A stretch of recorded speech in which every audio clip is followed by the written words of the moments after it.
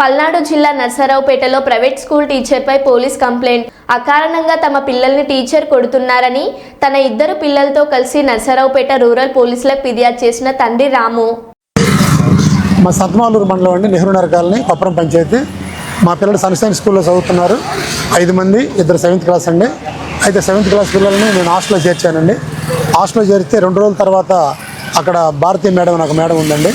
ఆమె నైట్ పూట 9:30కి వీళ్ళకి చెప్పి నిద్రపోవట్లేదని చెప్పి రఫీ అనే మాస్టర్ని తీసుకొచ్చి నా నైట్ పూట 9:30 సమయంలో మా పెద్ద పిల్లగాడిని గోపిని కొట్టించి కింద పడేసి పన్నోడిని పడినట్టు మళ్ళీ కొట్టారండి.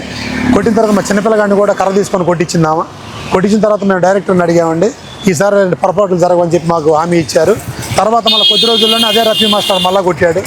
అది అడిగినందుకు మా పిల్లలు తిరిగి నాకు చెప్తున్నారని చెప్పి, మీ పేరెంట్స్ చెబితే మళ్ళీ మేము తన్నేదని చెప్పి అనేక పర్యాయాలు తంతానే ఉన్నారు నా పిల్లల్ని. నేను పోయి అడిగినప్పుడు మేము కొట్టమంటున్నారు. మళ్ళీ మా పిల్లల్ని 2వ రోజు 3వ రోజు కొట్టం మొదలు పెట్టారండి. మొన్న రీసెంట్గా మా పిల్లగాడి మీద ఒక అపనిందం మోపారు. మా చిన్న పిల్లగాడి మీద లవ్ లెటర్ రాశాడని చెప్పి ఆ లవ్ లెటర్ 2 పేపర్లు రాసి 2 చిన్న స్లిప్పుల మీద మా వాడి బుక్లో నోట్స్లో పెట్టారు.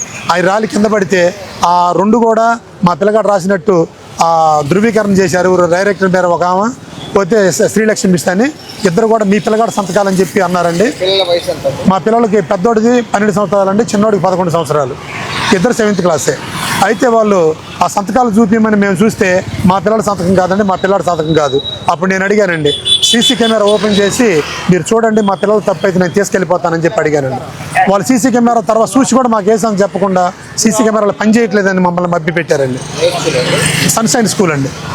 అయితే ఆ విషయాన్ని మా పిల్లలు చెబుతున్నారని 2 పిల్లల్ని మళ్ళీ వాళ్ళ మీదకి పంపించి ఒక ఉచ్చబోపించి మా పెద్దోడి పేరు మీద వాడు వెనక నుంచి ఒక నెట్టి పాస్ పోసి వెనక నెట్టినందుకు కొట్టాడని చెప్పి ఆ డైరెక్టర్ మేడం మా మీద నింద అయిపోయిందండి. మా పెద్ద అబ్బాయి మీద గుద్దకపోయినా గుద్దాడని చెప్పి నిందేసి ఒకటి, ఈ సీసీ కెమెరాలో తీయమన్నందుకు అది మొత్తం మా మీద కుట్ర పెట్టుకొని రీసెంట్గా మణికంఠ మాస్టర్ చేత 26వ తారీఖు 10 నిమిషాల్లో క్లాసులు అప్పచెప్పకపోతే కొడతానని చెప్పి 10 నిమిషాల్లో అప్పచెప్పలేకపోయినందుకు వాళ్ళ దగ్గర పుస్తకాలు కూడా లేని క్వశ్చన్స్ ఇచ్చి అప్పచెప్పలేదని మా పెద్దోడిని గోపు మీద కొడితే 10 నిమిషాలు మాట రాలేదండి అబ్బాయికి.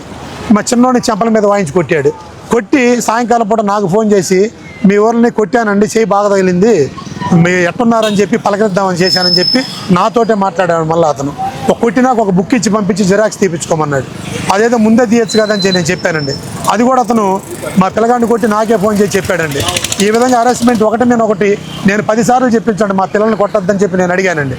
నేను చెప్పినప్పుడు బాగానే ఉంటారు, నాకు చెప్పినప్పుడు నా పిల్లల్ని నేను అడిగినప్పుడు మళ్ళీ కొడతానే ఉంటారు. కుక్కలు లెక్క పడి ఉండాలంటాం, మీరు చెప్తే మళ్ళీ తంతానంటాం. నా పిల్లల్ని భయభ్రాంతులను చేసి ఈరోజు స్కూల్కి పోవడానికే ఏడుస్తూ నా మీద వచ్చి పడిపోతున్నారు స్కూల్కి పొమ్మంటే. నాకేం చేయాలి దిక్కు దోసుకొచ్చి మన రూరల్ పోలీస్ స్టేషన్కి వచ్చి ఎస్ఐ గారికి కంప్లైంట్ ఇచ్చానండి. ఆయన రేపు చేస్తామన్నారు. ఈరోజు రేపు రమ్మని చెప్పారండి. జరిగిన పరిస్థితి అండి. మా పిల్లలకి మాకు న్యాయం చేయవలసింది కోరు.